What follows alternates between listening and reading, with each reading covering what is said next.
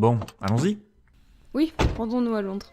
Pensez-vous vraiment que cela ait quelque chose à voir avec le sujet du menuet? J'en ai bien l'impression. Il ne faut écarter aucune éventualité. Pendant que vous conduisez, je vais vous faire écouter l'enregistrement de mon amie. Elle est pianiste et folle de musique baroque. Mais je pense que son chant s'arrête juste à la période classique. Nous aurons sûrement besoin d'approfondir plus tard. Mais c'est déjà un avantage considérable.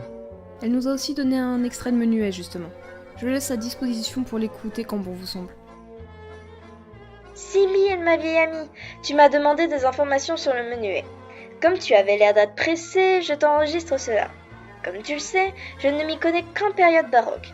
Par contre, j'ai un ami qui, lui, s'y connaît mieux en période classique. Je te ferai part de son adresse. Tu connaissais aussi la victime des journaux.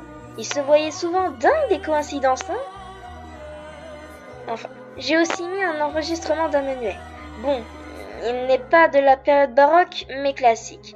Parce que ce morceau est vraiment magnifique. Même si le menuet est de toute évidence supérieur. Mais là n'est pas la question. Alors, par où commencer? Le menuet dans la période baroque. Parlons d'abord de sa structure. Le menuet baroque est de structure binaire, organisée en deux parties avec reprise AABB. Un peu comme les rimes en poésie. Pour ce qui est du rythme, il se caractérise par un rythme à 3 temps, écrit 3/4, dans lequel le premier temps est nettement marqué, comme si on frappait au marteau dessus. Cette danse devint une danse de course sous Louis XIV. Au fil des époques, le menuet ne va plus être juste une danse, mais il va être introduit comme mouvement pour la suite. Pour faire court, la suite, c'est une succession de danses véritables ou stylisées. Ce sont surtout des danses françaises. À la cour, on la désigne sous des noms de pavane et gaillarde ou de pavane et saltarello. Le menuet est intégré au XVIIIe siècle dans la suite, entre la sarabande et la gigue.